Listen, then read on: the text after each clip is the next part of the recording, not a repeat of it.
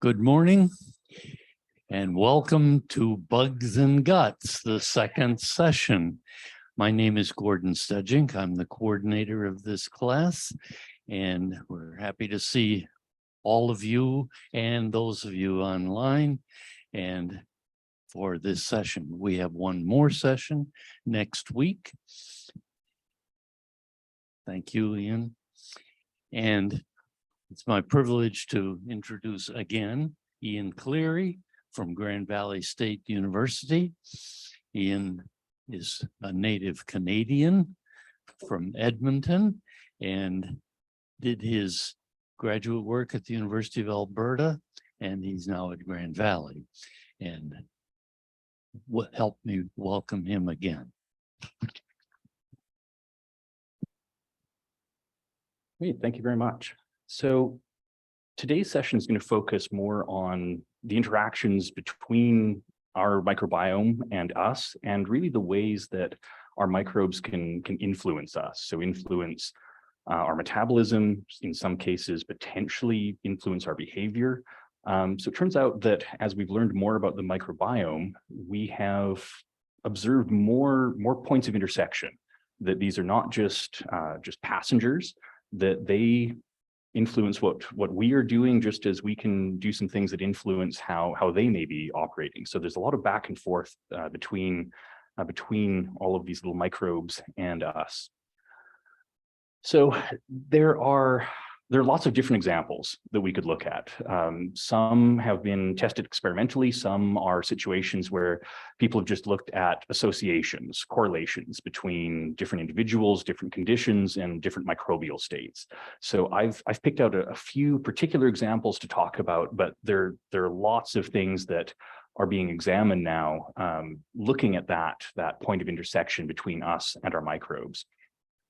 So we're going to talk a little bit about growth and development, a little bit about obesity, a few examples from what's known as the gut-brain axis, and then one example at the end about how our microbes train our immune system. And that we could talk about for ages, but I picked out one example in particular to look at there. So it's important to remember that not only are we colonized as soon as we're born, as soon as we meet the outside environment, but that humans in general have only existed in the presence of microbes. So there's never been a germ-free human being. We developed in the presence of microbes. And so we tend to be very, very human focused. And so if we're studying something like physiology, we focus on what our cells are doing and what our body is doing.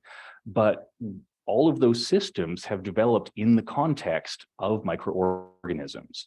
So it then makes sense that there's a lot of back and forth between our cells and the microbial population. Now, trying to get at the notion of cause and effect rather than correlation takes some experimentation. And obviously there are limits on things we can do with humans. So we rely on some of the things we can do, looking at human populations and trying to pool that information. There are some experimental things we can do involving humans, but then there are also things we do involving animal systems. So one area that's of interest, but perhaps one that is more of a future direction than current, is can we sort of take microbes from someone who is otherwise healthy, transplant them into someone who is ill, and try and restore a normal physiological state by restoring a normal microbial population. Of course, that comes back to the question of what is a normal microbial population. But there are some examples where we've had some success with that approach, and I'm going to talk about one in particular in the third session. There's been more work done where we take microbes from a human who has a particular condition of interest.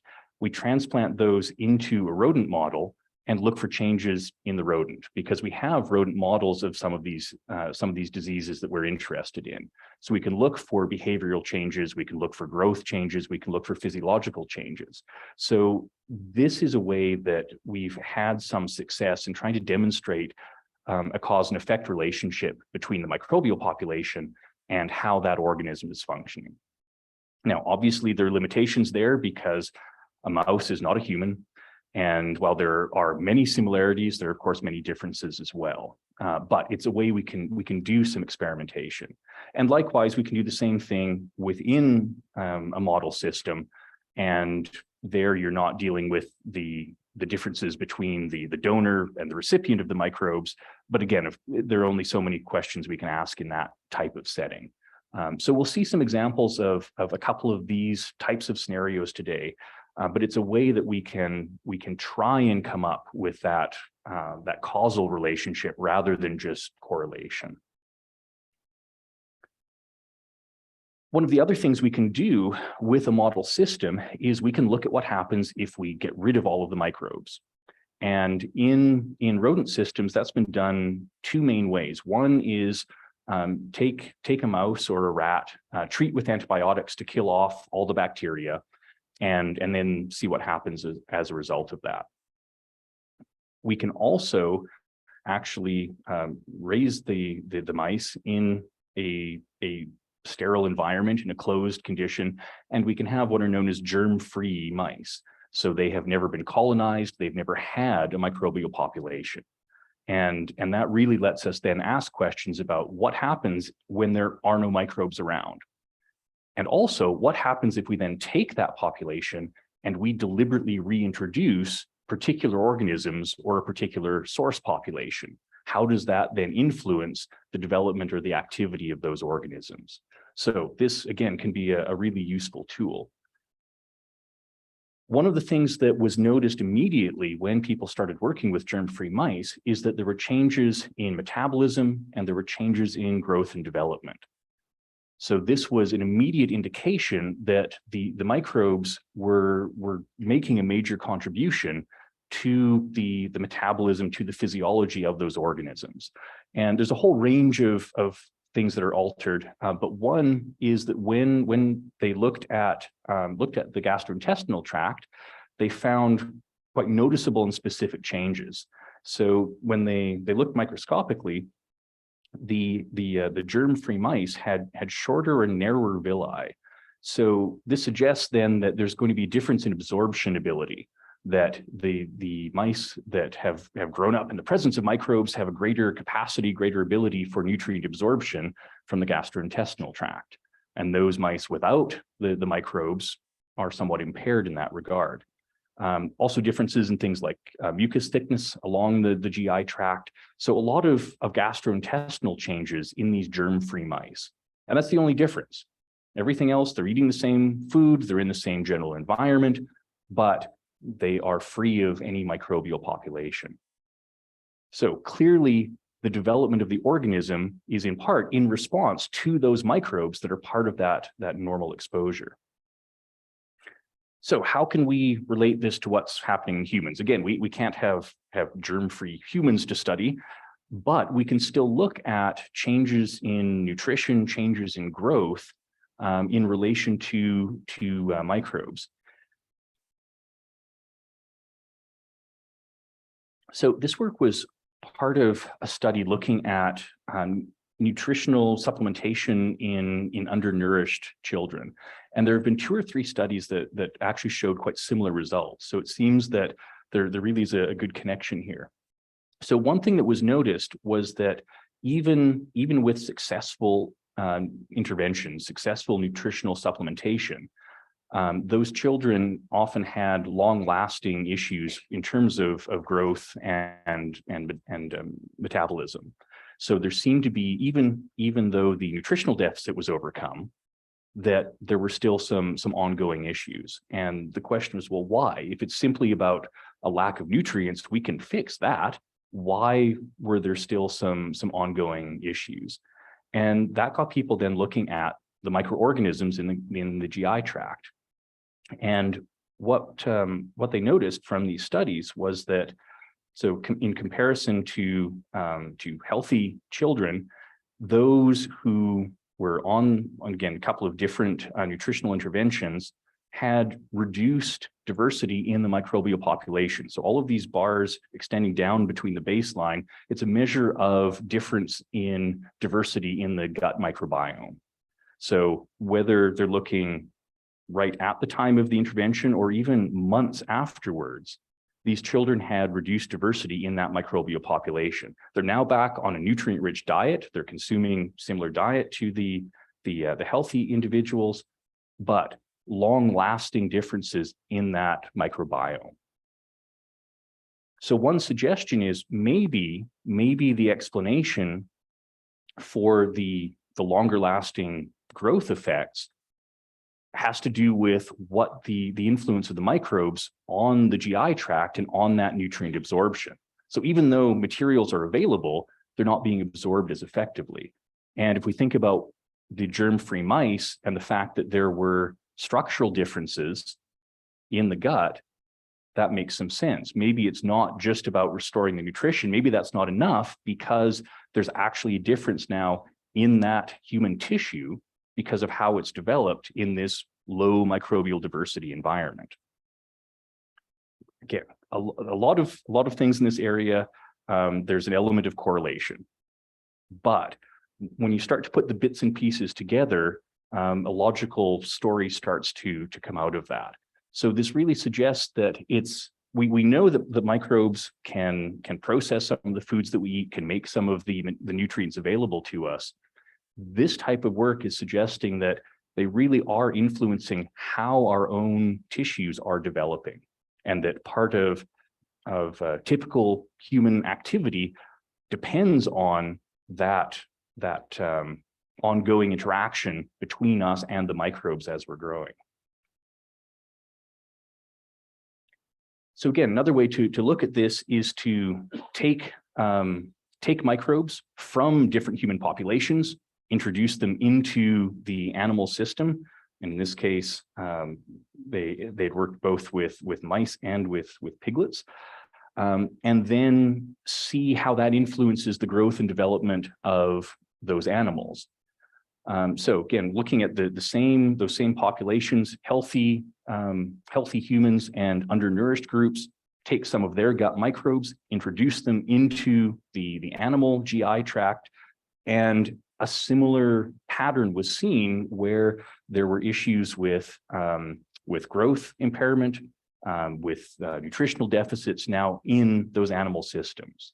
So really suggesting that the microbes are having a big influence on the development, again, testing it in animals because we couldn't do this in a human model, but the fact that we're using a human microbial population to populate these animal systems really suggests that what we're seeing in those undernourished children, even after nutritional supplementation, has a lot to do with that microbial population. Now, of course, the flip side of that is the hope of this work is, can we influence that microbial population?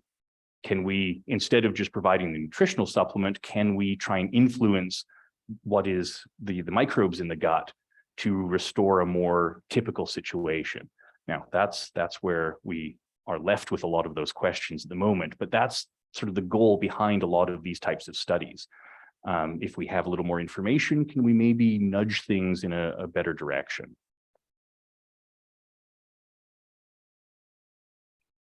One of the challenges when we're trying to come up with that sort of answer is understanding what are the appropriate microbes to have in the environment.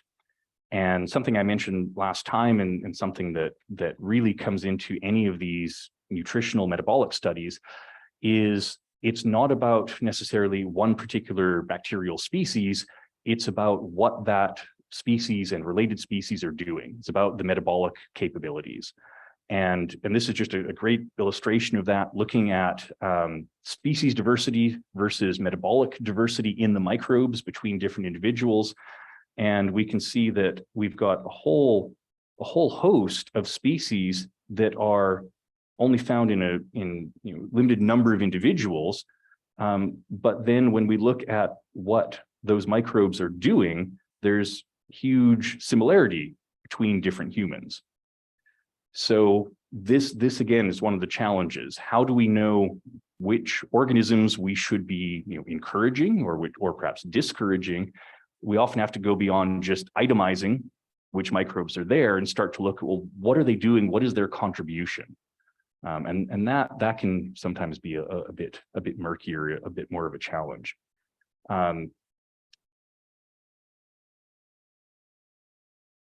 So to take this from growth and development then to more long-lasting effects, there's a lot of interest in trying to understand links between obesity and the microbiome. So is there causation there? Is there the potential for us to, say, manipulate things to influence then our physiology and metabolism?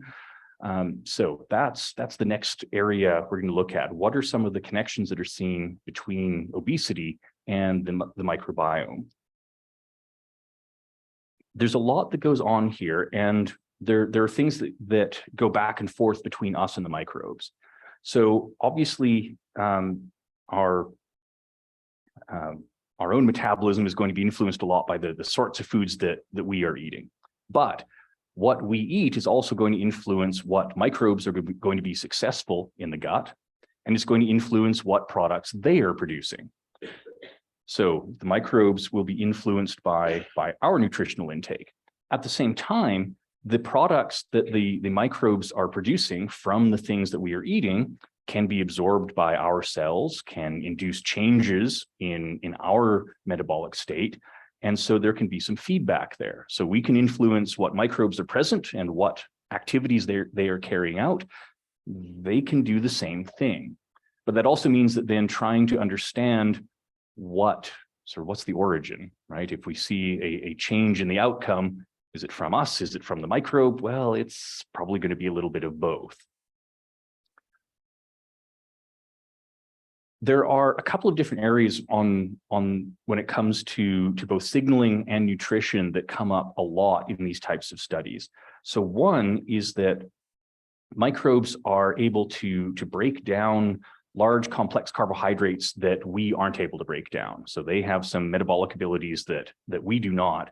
But the products are short chain fatty acids, and those can be readily absorbed by our system.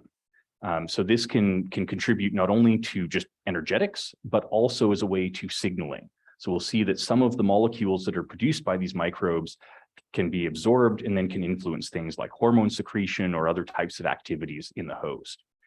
Another area that comes up a lot in these studies is the processing of bile salts. So we have bile salts in the gut as part of our digestive mechanisms, but microbes can also metabolize and modify those.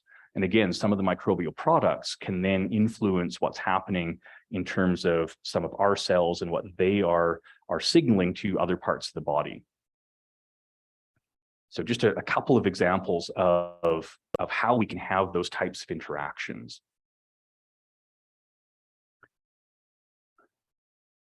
As I said, one way to try and answer these questions is to look in model systems, and there are a number of metabolic models that have been developed using rats and mice to try and understand how nutrition influences obesity, how other aspects of physiology affect this. But it's also a great way to look at the microbiome, because we can look at those germ-free mice and we can feed them different diets and we can see how they respond. And we can compare that to mice who are either just our typical fully colonized mice or mice that we've colonized intentionally. So this is just one result. The germ-free mice are the white bar. And if we look at the body fat, we can see that they were much lower in body fat compared to sort of our conventional, our standard mouse population, or the germ-free mice that were colonized with a typical microbiome. So this really suggests that those microbes can have a big impact on what is going on with the host in terms of metabolism and energy storage. And this difference was in spite of the fact that actually the germ-free mice were eating a little bit more than the other mice. So the difference here is not about the nutritional input. It's about how the host is using that material in terms of fat storage. And again, in this set up. The only difference is whether or not there are gut microbes present. So a good indication that the microbes can have a real impact on something like obesity. Now, that was one simple example. There are lots of observations that have been made. There are a number of things that are different in those germ-free mice. But when we start to look more closely at how this sort of effect might come about, why is it that in the colonized mice, they were more efficient at storing fat? Again, trying to look at what signals are being produced, how the host is being influenced. One thing that came up was that not only do we have obviously the microbes breaking down those complex polysaccharides and then producing molecules that can be used by the host more easily to build up things like fat storage, but there's an influence on signaling. So this fasting-induced adipocyte factor, so just having microbes suppresses this type of signaling, which ultimately leads to greater fat storage.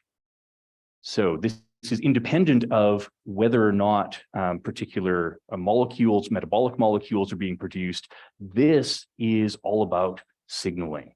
So the microbes are changing the behavior of the host cells, which again can perhaps explain why in the previous experiment, the food input was still high, but there was a difference in fat storage. The microbes seem to be influencing what is going on with how that material is being used in the host.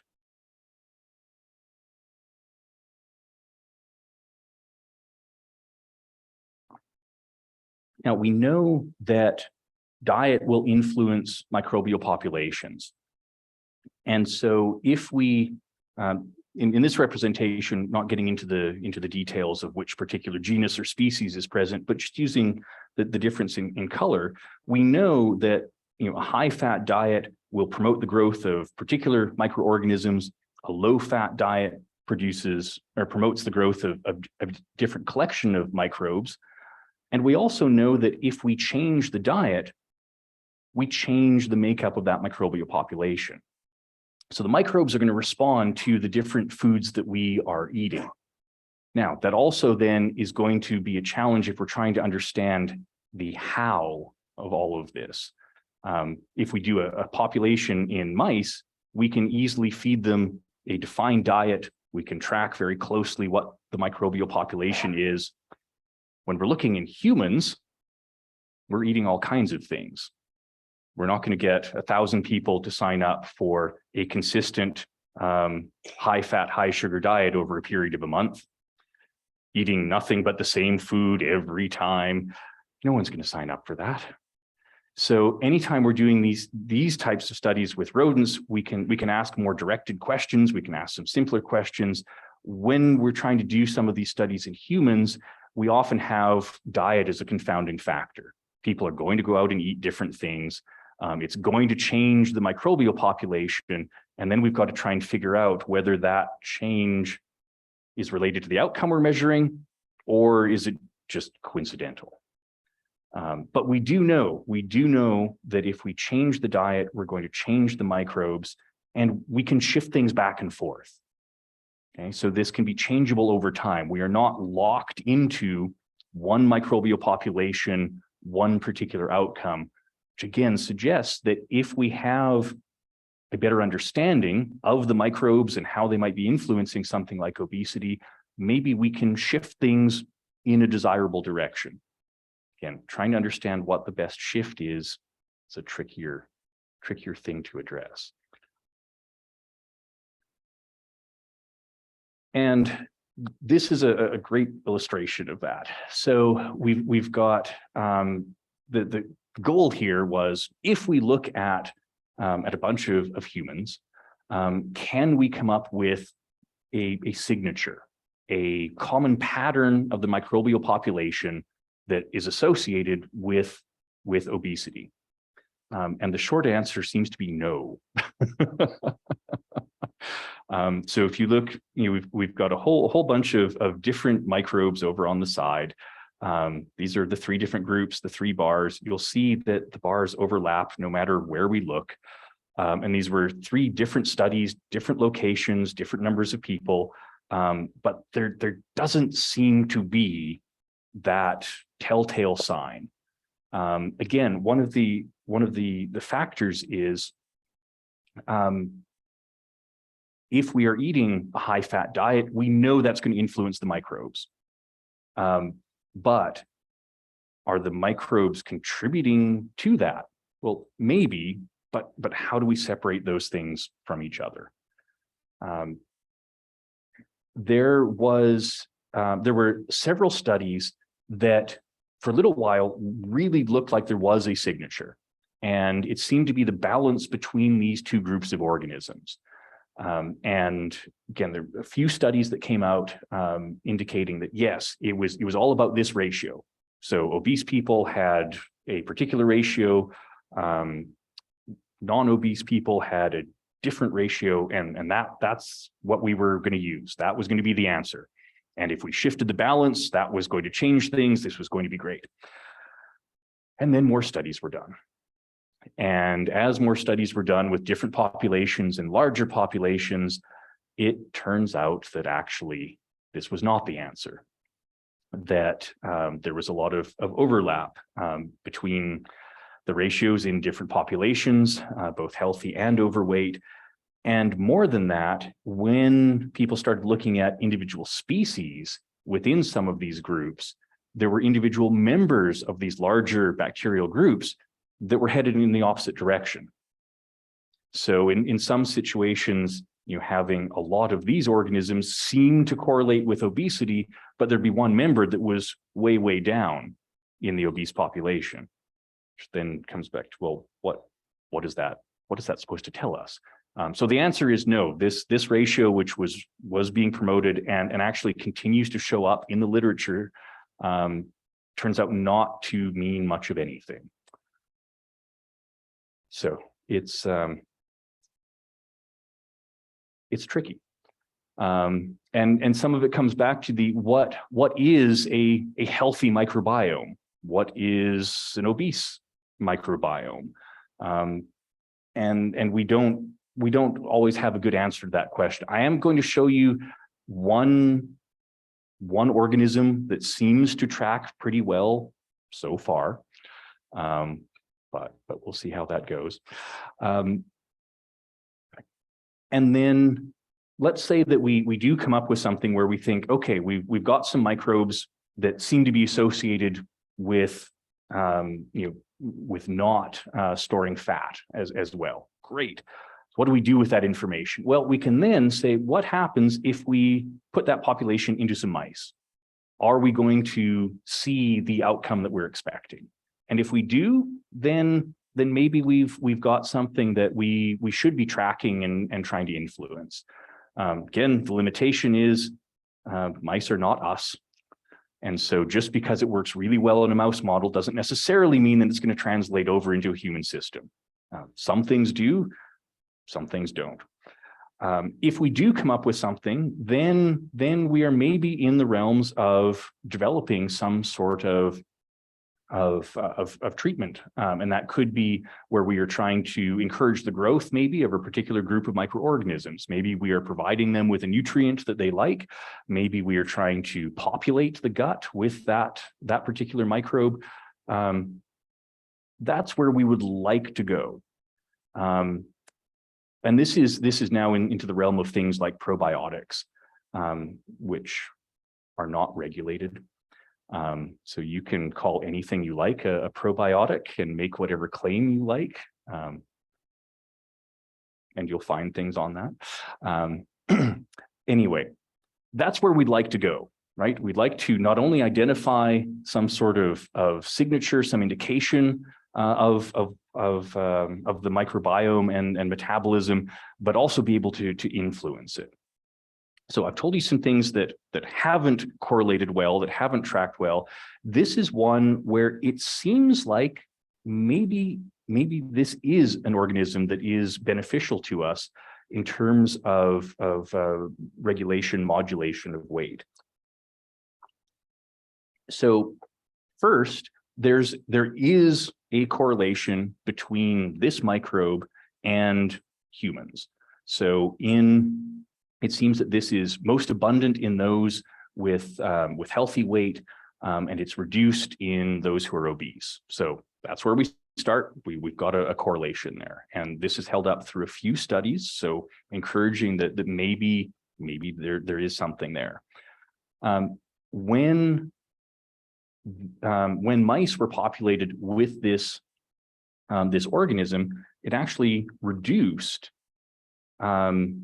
obesity and insulin resistance. So these would be mice who were then populated with this microbe and then, say, fed a really high fat diet or something like that, something we know will induce obesity in the mice. And it turns out that having this bacterium present reduced the effects of that dietary input. So again, starting to get a little bit at cause and effect. So maybe this is an organism that may be of benefit. And this is something that has shown up in a number of populations, a number of studies, and there have been suggestions that actually this may be linked with several different conditions, different situations. So one is, again, that in obese individuals, there seem to be reduced levels of this particular organism.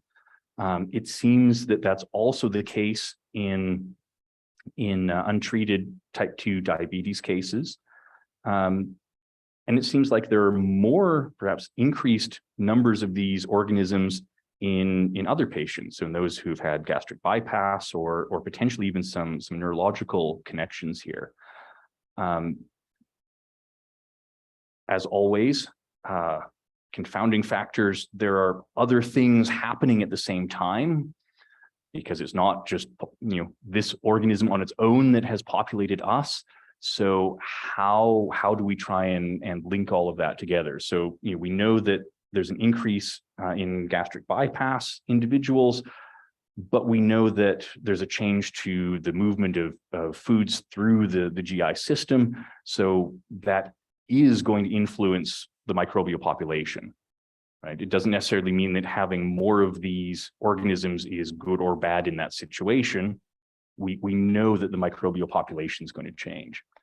But again, the fact that we've seen some of these correlations, it's been replicated. We have some experimental results in mice to show that there are beneficial effects of having this organism. Perhaps this is one that we could call one of the good bacteria, one of the organisms that we want to promote having in the gastrointestinal tract. There's a lot of interest. It's still relatively early days, and there are no simple answers in this area. But this at least seems like a promising starting point for that particular story.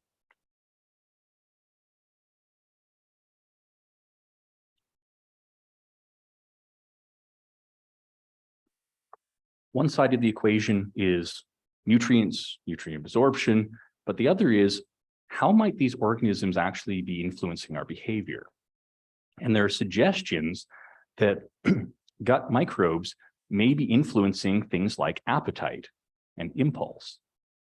And at first, that might be hard to imagine. How is a population of bacteria in the gut changing how we are acting?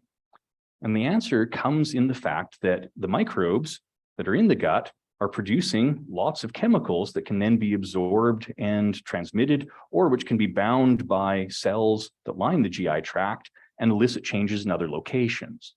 So there's been a suggestion that some of our gut microbes may be influencing appetite by releasing some of these short chain fatty acids that they are producing by breaking down the complex materials that we are consuming, and then leading to the release of hormones that are affecting what's happening in the brain, affecting some of the choices we are making.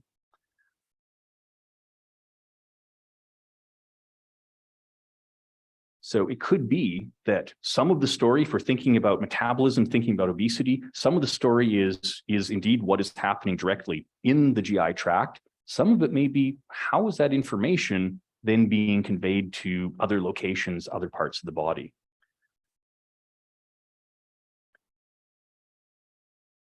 one of the pieces of evidence to support that notion that it's the signaling playing a role is that when we look at rodent systems where we have high nutritional input, but also supplemented with particular short-chain fatty acids, we don't see the same weight gain. So high nutrient input, but we're supplementing with some of these things that we think are signaling molecules, and we're not generating the same fat storage. In some ways, this mimics what was seen with the germ-free mice, but now in the presence of microbes, but also in the presence of things that we think the so-called beneficial microbes might be producing.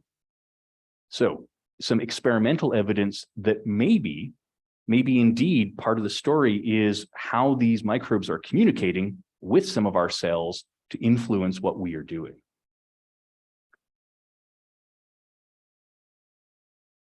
So do we have an answer to these are the good bacteria, these are the bad bacteria? No.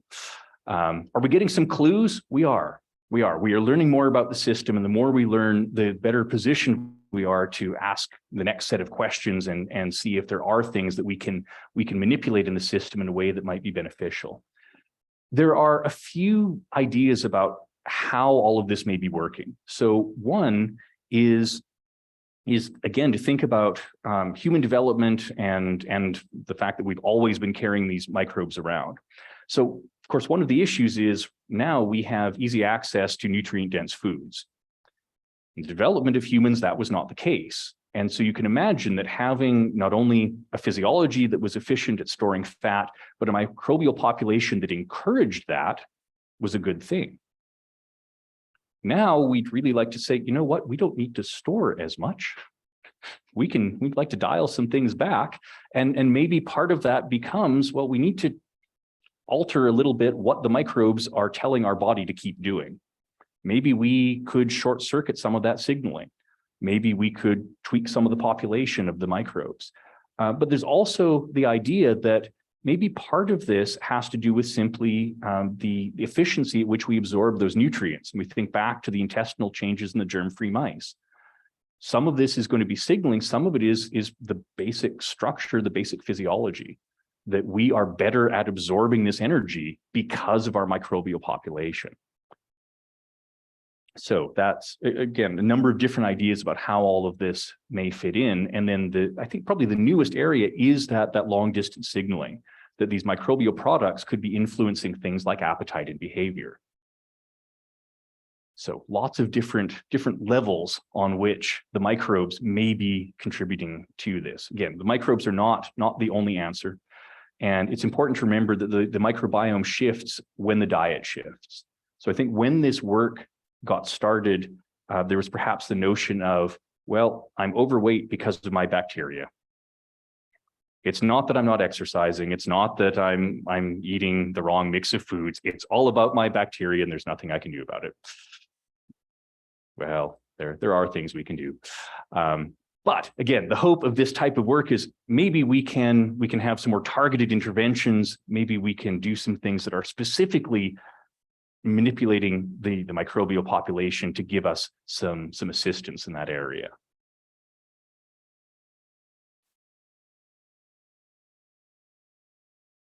Now, as people have looked at those types of interactions, they've also started to look at other ways in which the gut microbiome may be affecting other organ systems, other metabolic activities in other locations in the host.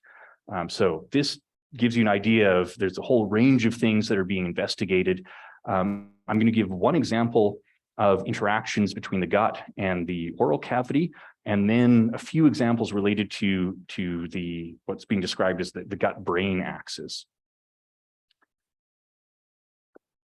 So this is an interaction related to the fungus I study, Candida albicans, that lives in the oral cavity as well as other places, and a group of bacteria that live in the gut. And again, there's no obvious link there. There's no reason why you would think these gut microbes would have an effect on what's happening in the oral cavity with the fungus. But it's really about how these two different microbes are both interacting with us and what the microbes are doing to us to change that interaction. So it was noticed that in germ-free mice, they were much more susceptible to oropharyngeal candidiasis, so infection of the mouth, the throat with the fungus Candida albicans. But when those same germ-free mice were colonized with what are known as segmented filamentous bacterium, they were no longer so prone to that type of fungal infection. And so this was just putting one bacterium back into the gut.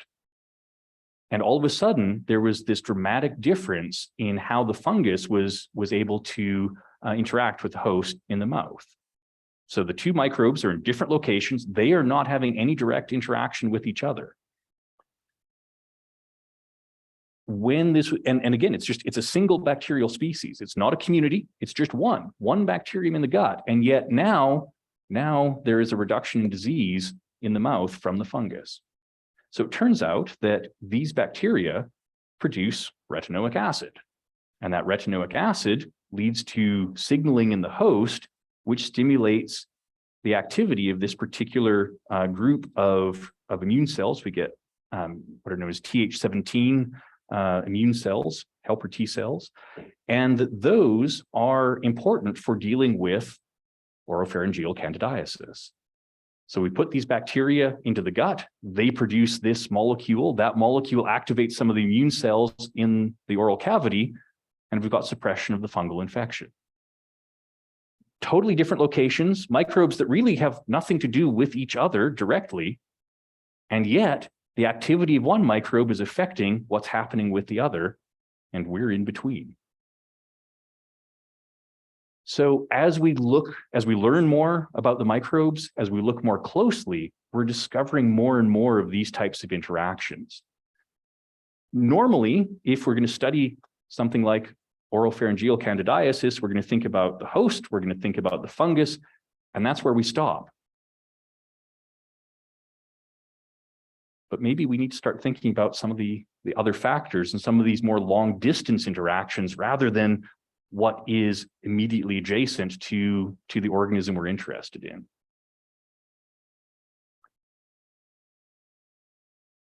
So that brings us to how the brain might be affected. And I'm going to start with an example that is not human, and then we'll move into the human side of things. So there's a fungus here. Yes, whatever that is, which is commonly known as the zombie ant fungus. So this is a fungus that infects ants and it changes their behavior. It changes what they do. So ants, of course, are normally communal. They all live together. Infection with this fungus causes the infected ant to leave the nest, goes off solo, and rather than climbing far up into the canopy of the forest to forage, it climbs short distance off the ground, and then it clamps onto a leaf. And uninfected ants don't do these things. It's only in the ones that have been infected by the fungus that we see this behavior. The ants then die, and a fruiting body of the fungus emerges from the ant. That's what this is. So now you have this ant suspended by the leaf amongst or above all the other ants roaming around, and the fungus is able to disseminate its spores and infect new ants, and it all goes on. But this is being done through a behavioral change. The fungus is altering the behavior of the ant.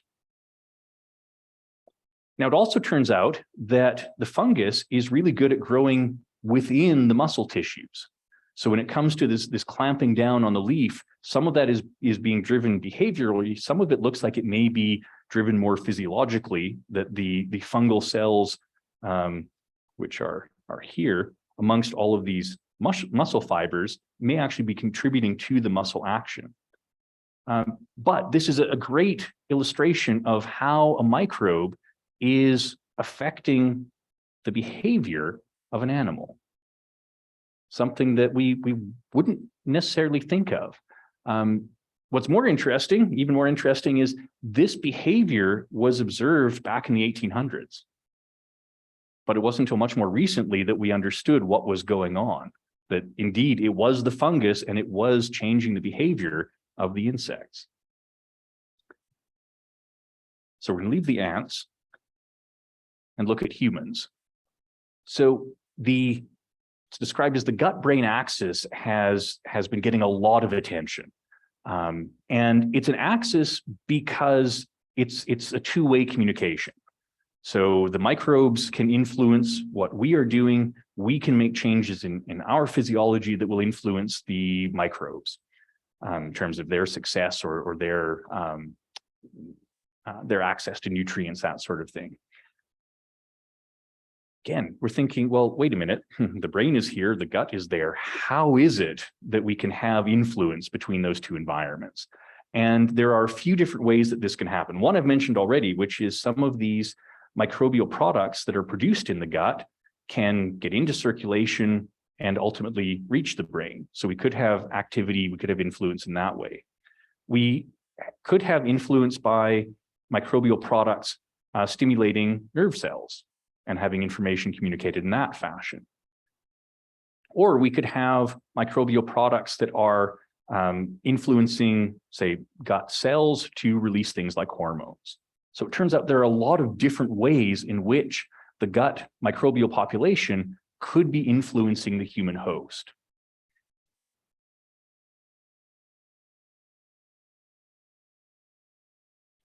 It also turns out that there are a lot of different microbes, and that's what's shown in the center here, a variety of different bacterial species that make molecules that may serve as things like neurotransmitters.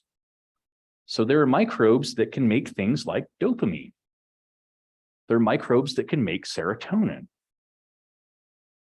And so knowing that, it makes a little more sense about how a bacterium living in the gut might actually be influencing brain function, that they are producing some of these same chemicals that we use as signaling molecules to perhaps influence what our cells, what our body is doing. And again, if we're just studying human physiology, we focus on the human cells that are making some of these chemicals. But if we have microbial populations that are also producing some of those same materials, yeah, we could be having an influence from the microbes. And again, some of these could be diffusing through the body, traveling to different locations, so we can understand how we might have some long distance effects in the body from the microbes in the gut. So I'm going to highlight just 2 or 3 studies. There are a lot of different things that are being looked at in this area. It's also a hot topic. So everyone seems to be anxious to talk about how the gut-brain axis could be the explanation for whatever they are studying or whatever they are most interested in. A lot of this work is still very much correlation. But I'm going to highlight 2 or 3 particular examples. So the first is to do with alcohol consumption and behaviors like craving for alcohol. So we know that alcohol consumption affects the microbiome. We know it affects things like gut permeability. So we know that both microbes and microbial products are better able to escape from the gut after the consumption of alcohol. So we can understand how there might be some information transmission in that regard.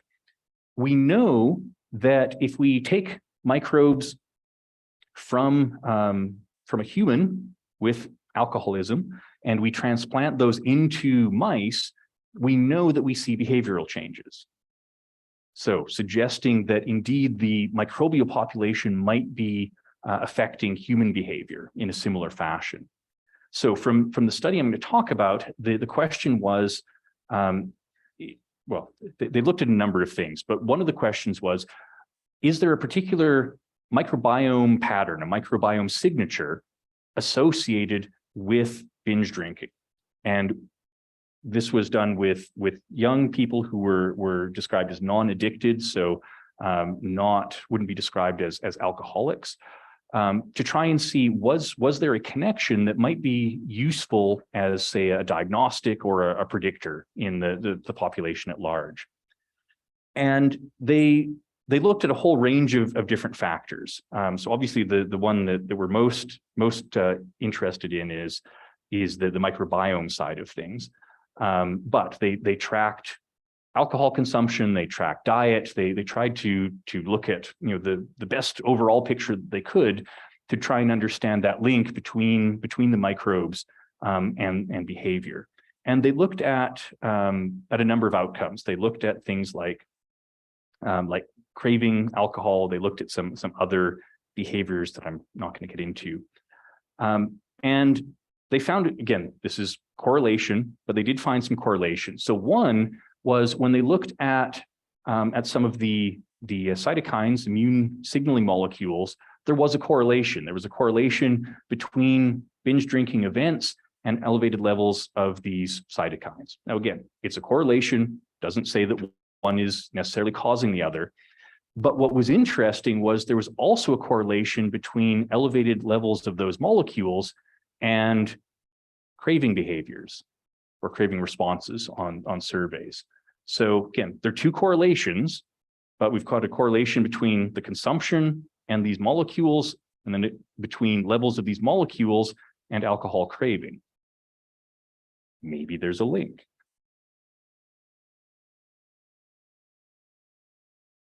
When they started to tie this in with the microbiome, they found that there was a particular species whose abundance was also correlated with those craving tendencies. So we've got baseline and follow-up, the darker color here indicating a reduced level. So there was a reduction in that particular bacterial species that was correlated with alcohol craving. Again, not causation, it's a correlation, but we've got a few things here that seem to be correlating in tandem, which is interesting. The other thing that's interesting is that there were associations between some of these particular molecules, including one of these short-chain fatty acids, that also tied in with craving. So we've got a correlation between the level of this species with a particular behavior. We've got a correlation with a number of products that we know could be produced by members of the microbiome and craving.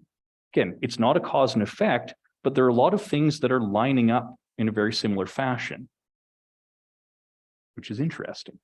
Now, they also looked at other behaviors, found some other correlations. This is a beginning point, not an end point. But it then will lead to other questions of, okay, if we have these correlations, can we do some tests to try and see, is there any causation there? Is it levels of these particular chemicals that are contributing to some of these behaviors?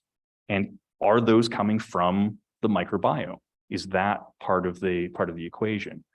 This paper was just published a couple of weeks ago, so still early days in this particular work, but I think it's going to be an interesting path to follow to see where that goes. Again, it's not saying the bacteria are making me drink, but it's in part trying to ask the question of, well, if we see individuals with these behaviors, does that match up with a particular profile in the microbiome? Could we use that as a risk assessment? Could we screen people, say, oh, we have a group of people who at the moment are not showing any signs of alcohol abuse, but they have this microbial pattern that we know is associated with some of these behaviors. Could we use that as some type of diagnostic? So even if it's not a cause and effect relationship, could that information be of use to us?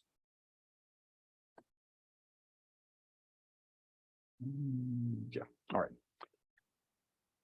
So I said, there's a lot of interest in this gut-brain axis and trying to really screen anything that we're interested in for a connection. So we've got a couple of slides here on Alzheimer's. This really is all in the realm of correlation at the moment, But if we're thinking about how microbes can affect the brain, then looking at neurological scenarios is an obvious thing to examine. There's also a more direct connection, which is it seems that some cases that have been described as Alzheimer's may in fact be the result of herpes virus infections in the brain. And that so a small subset of things that we have diagnosed as Alzheimer's may be directly a viral infection. So again, another reason why we might want to explore this type of realm. So we know that gut microbes can produce chemicals that can perhaps influence the brain and brain activity. We know that microbes can produce things that influence the immune response. And so we think even with that last study, the association with drinking, we saw changes in immune signaling molecules.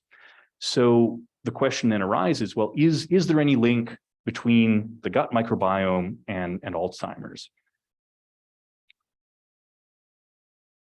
There have been a number of studies done to start looking at that question.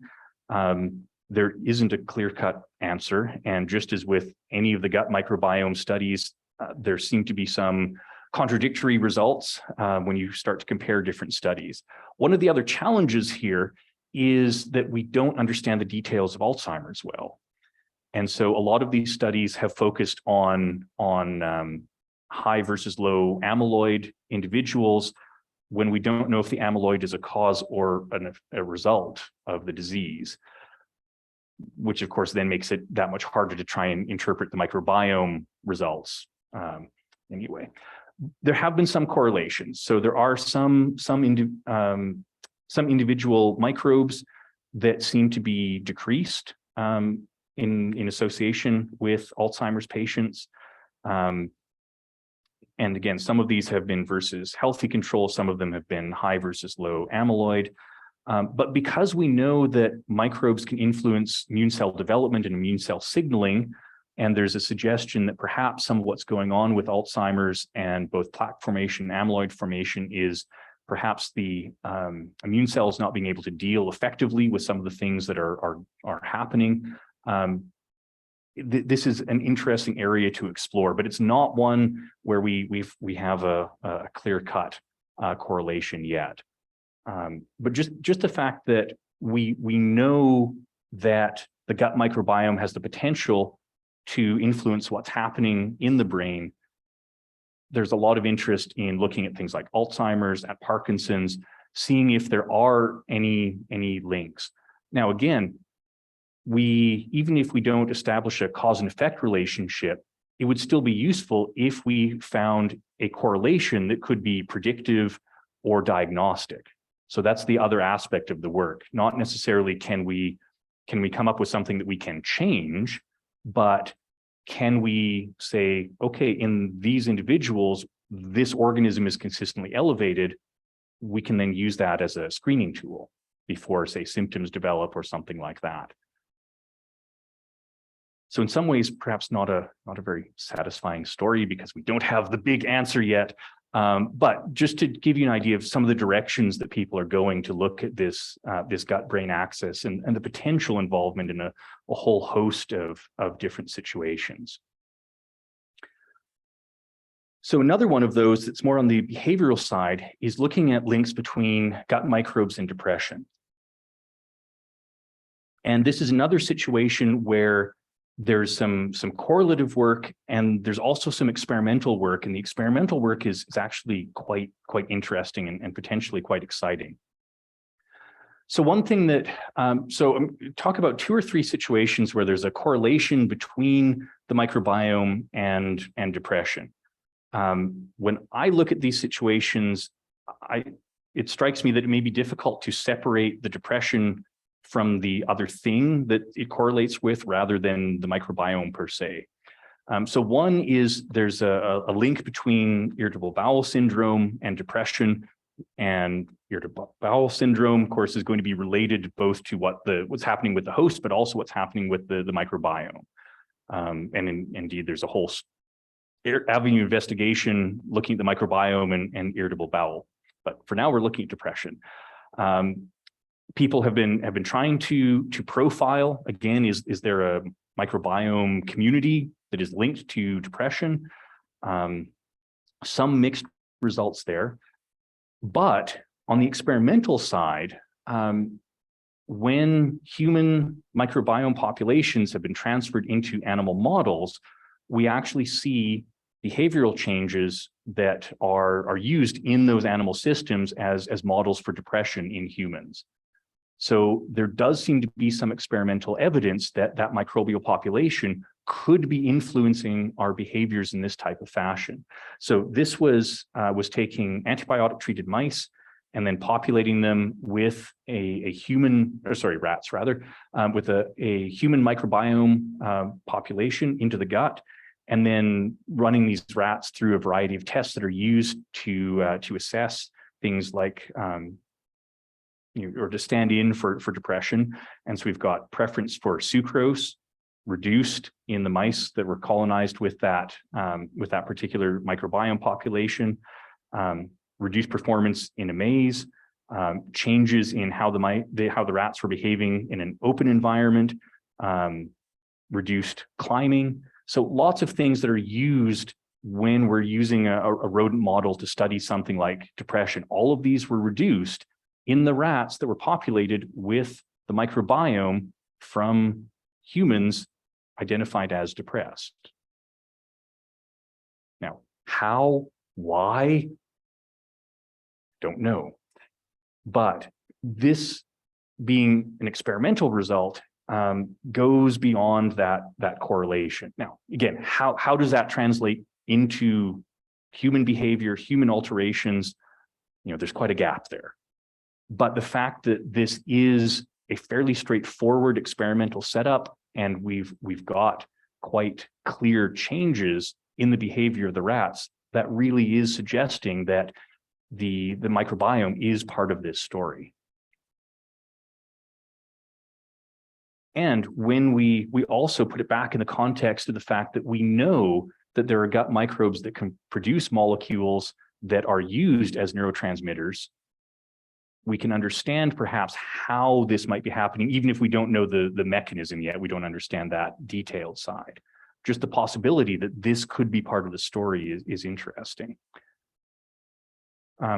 Shifting back to humans, there have been a couple of studies that have looked at surveying populations after exposure to community GI infection, and suggesting a link between depression and perhaps that initial exposure. These are cited when it comes to links between microbiome and depression. I think they also illustrate the complication of this whole scenario, because if you have had an O157H7 E. coli infection, you're not going to be happy about that. So I think on the one hand, there's a bit of a confounding factor there. The initial event is going to be somewhat traumatic. But I think one of the things that was of interest with these studies is that there seem to be some long-lasting effects that perhaps were not entirely expected. And then the other thing, just the fact that these were somewhat similar events in very different places, different times, different populations, but there seemed to be a similar effect in terms of responses to surveys related to depression. Again, how do you take that out of my water supply was contaminated and this was something that has affected me? I don't know. But as I said, these are often mentioned in studies that are linking microbes and depression. So there's clearly in that field there's interest in this type of scenario. Now, on the sort of more experimental side, maybe not experimental, but more specific side of things, a couple of different projects were done. Again, trying to look at that sort of signature of depression, microbial signature of depression, if there was one. And it was noticed that there were two genera of bacteria that were consistently absent from samples from patients who were indicated to be depressed. So obviously lots of other changes, variation in the microbes between these populations, but this was something that was very consistent. And these were different populations examined at different times, but this particular feature was in common, that members of these genera were missing.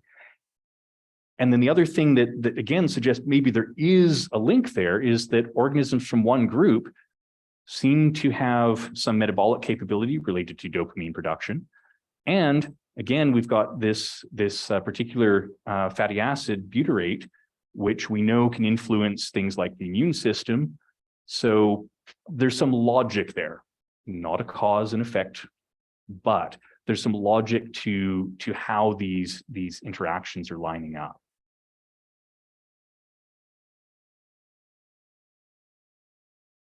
Right. Last thing I want to mention, again, very briefly, just going to give one short example of this, is related to how the microbes are involved in immune training, which can have an influence on brain function, on how different parts of the body are interacting with each other. So one thing that we've noticed is that in those germ-free mice, there's impaired development of immune cells, impaired development of immune tissues.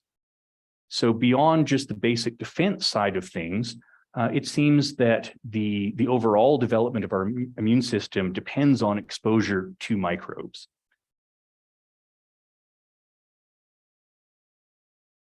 The one example I'm going to highlight is nematode worms.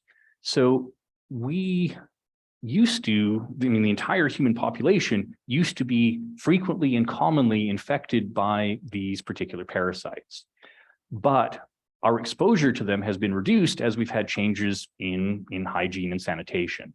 So this type of interaction is much less common than it used to be. There is some indication that these organisms actually are a really important part of training our immune system correctly. And one piece of evidence for that is that some of the responses that are related to allergy are also related to the appropriate reaction to these organisms. And so perhaps part of what's happening is that because we're not seeing that exposure the way we used to, a part of our immune system that would have a particular target is now acting essentially off target, that we are getting reactions to things that are not harmful because we're missing the things that that part of the immune response would normally be going after.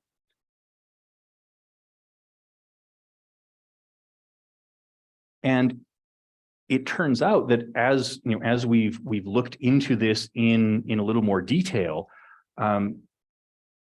we know that the presence of these organisms can result in a variety of metabolites being produced that can influence a whole range of different immune cell development, and that can feed into a number of aspects of human health and activity. So again, it's thought that some allergies, some aspects of asthma may be related to us not being exposed to these nematode worms the way we were supposed to, perhaps some aspects of autoimmunity, but also feeding back to what's happening in the gut. And another interesting part of this story, which I heard about from a seminar speaker we had in the department a couple of months ago, is that when people have tried to really get into the details of this and look at, well, what are these nematode worms doing specifically to the host? They've tried to do this in germ-free mice to see specifically what is the nematode doing to the animal host. The problem is the nematode doesn't develop properly in the absence of bacteria. So it's a three-way story. The bacteria are interacting with us and the worms are interacting with us and the bacteria. Yeah. So we know that this is a part of our microbial population that has been altered. We know that we're seeing some of these outcomes. There's a lot of interest in trying to have a better understanding of the specifics, because this is something where, not that we would want to go out and be infected with nematode worms, But if we know what the exposure was, if we know, hey, if we're exposed to this molecule that the organisms are producing at a particular phase of development, and that will help to limit, say, the development of allergy, that's something we could do. So we've got this microbial population in the gut, and yet, because of different molecules that are being released, because of the way that these microbes can stimulate nerve cells or stimulate our own cells to release things like hormones, there are lots of ways that gut population can affect our overall actions, our overall behaviors. So it can be all the way from the physiology of some of those gut cells and fat storage, all the way through to potentially altering behavior, affecting conditions like depression. Again, some of these, so you can see we have some experimental evidence for, others, maybe some correlations, maybe still a lot of confounding factors to work through, but it's an area of investigation that has grown dramatically. If you look in the literature for something like gut-brain axis, you get thousands of recent papers. So lots of interest in trying to get a better handle on this area. And I think I'll leave it there and we can change over to questions. Wait for Gordon to grab the mic.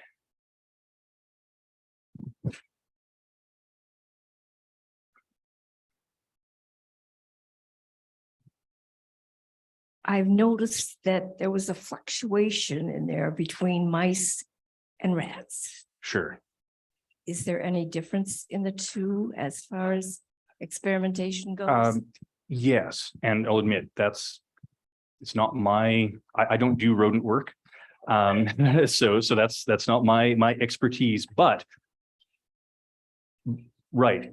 So there are some really good reasons. So one is there are a lot of genetic tools for working with mice. And so there are a lot of different mouse strains that have had genes deleted or that sort of thing. So if we want to know the effects of, say, taking out that receptor or that signaling pathway, there are a lot of resources in mice.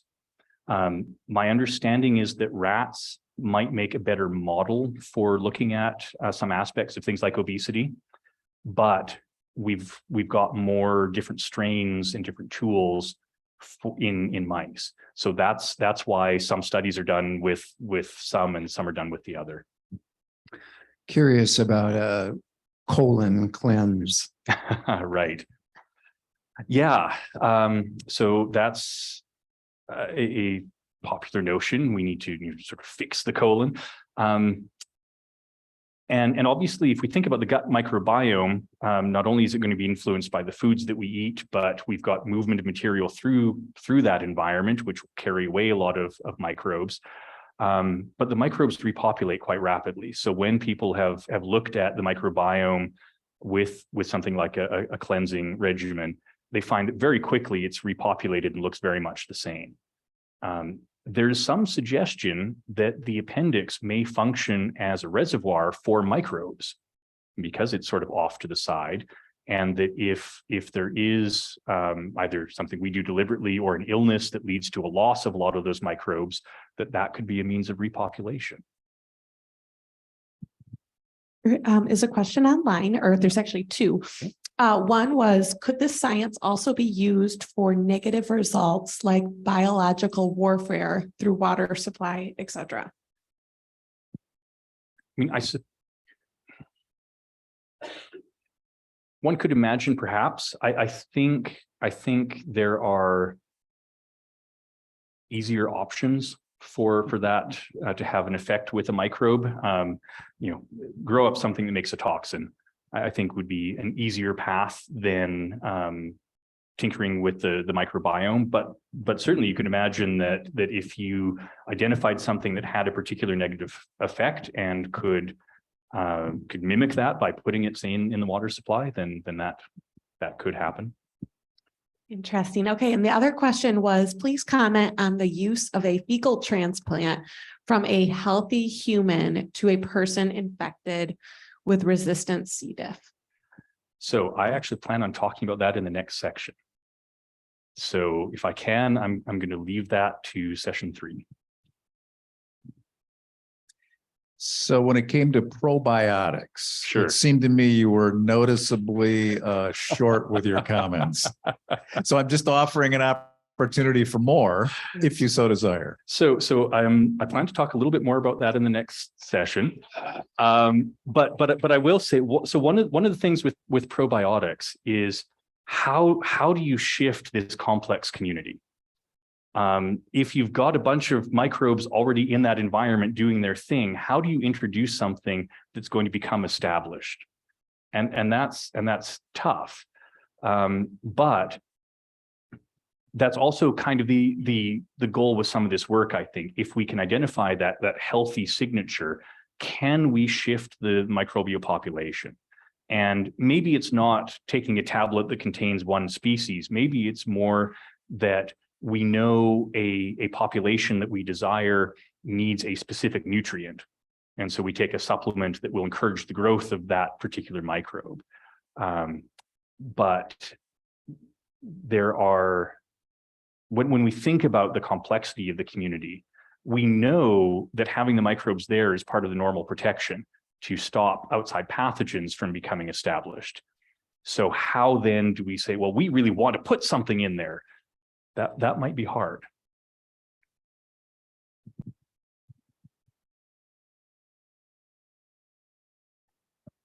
Going back to some of your earlier slides, you showed a difference in when you shift the population amounts, how that can affect right away what it does for our body. Mhm.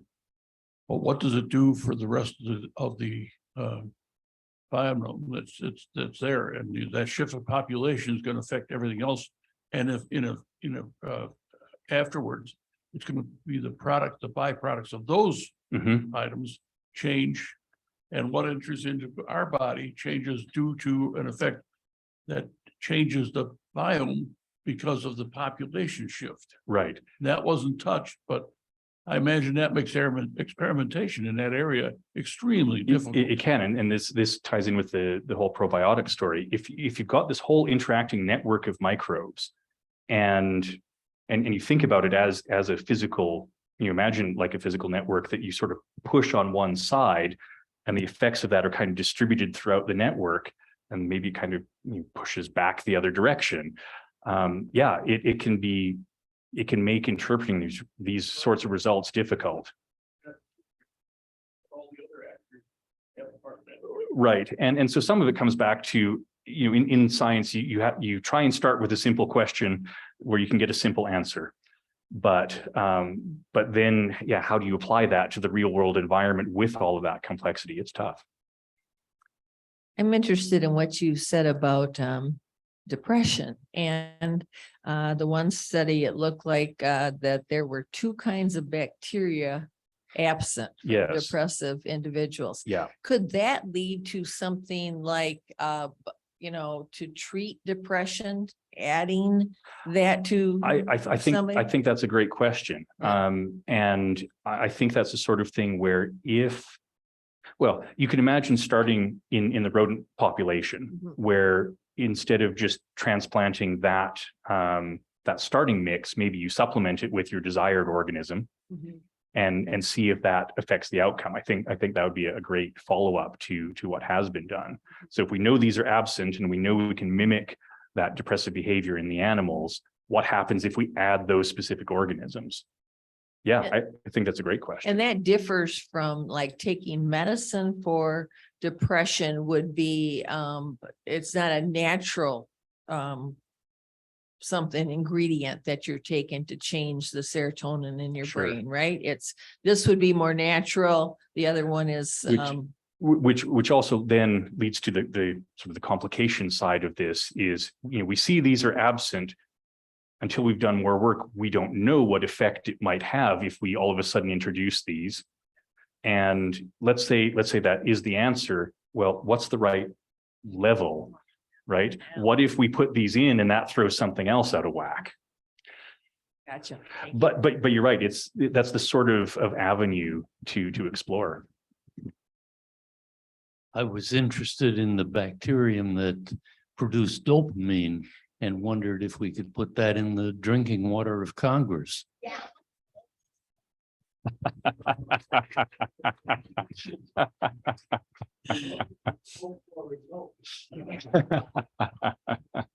We do have two more questions online here. First one is, if you had an appendectomy, does that affect the biome? I don't know the answer to that question, but it's a good one. Yeah, the appendix as the reservoir thing it is something I've heard of recently. I don't know exactly how far back that goes. But that's a good question. I don't know the answer to that one. There was one other question for you. Do you yourself have any ongoing gut biome research projects happening at GVSU?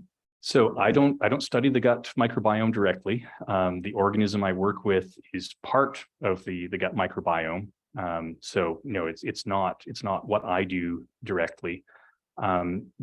We've had two recent seminar speakers at GV, one from the Van Andel and one from Calvin, who do some things that are a bit more focused on the gut microbiome. But I work on a member of the community, but I don't study the community directly. You mentioned that a lot of the gut or some of the gut bacteria interact with or create bile acids and things. So if you've had your gallbladder removed, which I have and a lot of people have, do you think that Oh. affects the gut microbiome? Oh, that's an interesting question. Yeah, no, I don't know the answer, but no, you would imagine that if the supply has changed, then the microbes will have changed. And even if it's not that the population has changed, what they're doing must have changed. You know, that's a really interesting question. I wonder if people have looked at that. Right.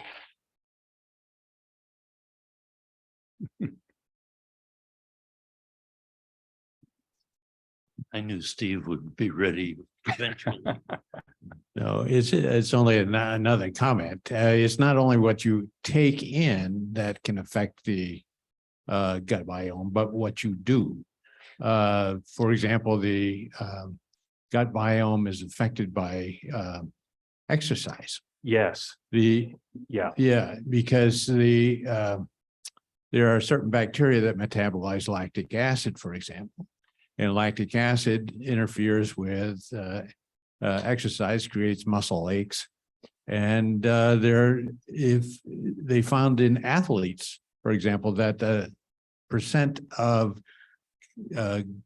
gut bacteria that metabolize lactic acid is much higher, and therefore their performance is perhaps a little better because of that. So I just found that an interesting fact. Yeah, it seems like there's a whole feedback there that exercise influences the composition of the microbiome, and that composition can make people more efficient athletes. Yeah, there's a whole other complicated story. I think we all realize that child obesity is on the rise, and I'm very interested in that as a part of children's development. I don't know what we're going to do about it. Do you have any any suggestions? I mean, it seems that we need to begin with children at this point. And I know we have all kinds of food programs trying to give them good diets, but we live by an elementary school and there's still a lot of chunky children running around. So I mean, I think I don't have the answers, but the studies with the undernourished children, I found really interesting in terms of the influence on the gut development, and just the fact that we have to think more than just the caloric intake and exercise. Obviously, that's a big part of it, but just the fact that the microbes can influence not just what's being consumed, but then how we are absorbing those nutrients. That was totally new material for me. So I think that's something we should look at more is what, not just I think we need to think more about the nature of the foods that we're consuming and what that might be doing to the microbial population, as well as what it's doing to us. Okay, so there's two questions here. One I think should be a pretty quick one. Okay. It's another removal. Okay. So somebody had an ascending colon removed, wondering if that would change their gut biome. I would expect so, Yeah. but that's anatomy is not my not my field. The other question was, are there differing biome distributions in different populations around the globe? Yes, and so that's one of the other confounding factors when people are trying to interpret some of this information, is that maybe we know diet can be quite different. And so, yes, indeed, there are correlations between different diets and different microbiomes. So if we're then studying something like behavior or Alzheimer's, we really need to be looking at varied human populations with varied microbial populations to try and tease out the commonalities. Back to the nature nurture question. What role does that play in child's? Right. So we know that obviously the maternal contact is going to influence early colonization, and that has the potential then to affect the development of the microbiome overall.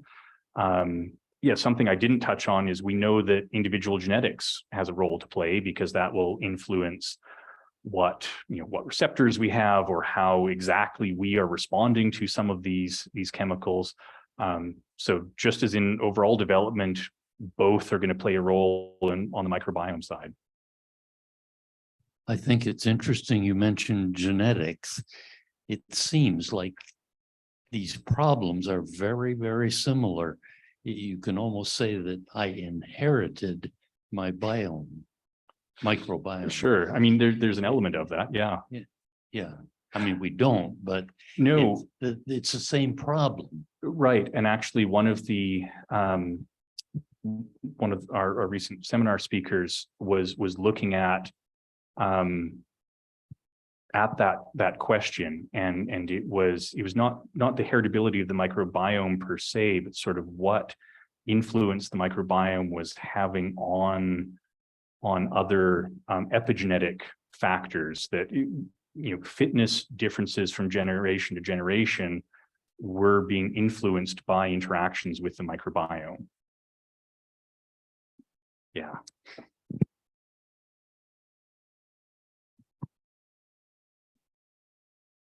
Just very quickly, they talk about childhood obesity.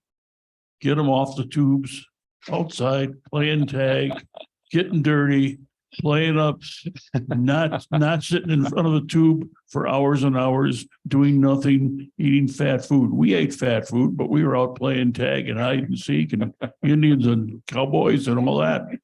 I say, get them away from the tube and outside playing.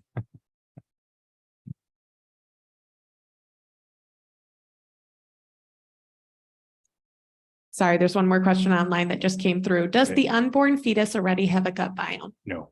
No.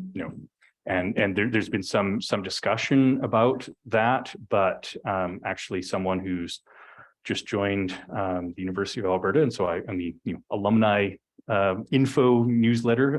There was an article about this just a week or two ago. They've gone through all of the previous work and concluded that no, in fact, there is no pre-birth microbiome, that any suggestion about that has really been contamination during sampling. So no, that is still considered to be a sterile environment. Yeah. I think that brings us to a conclusion today. All right. Thank you very much. And we'll see you all next week.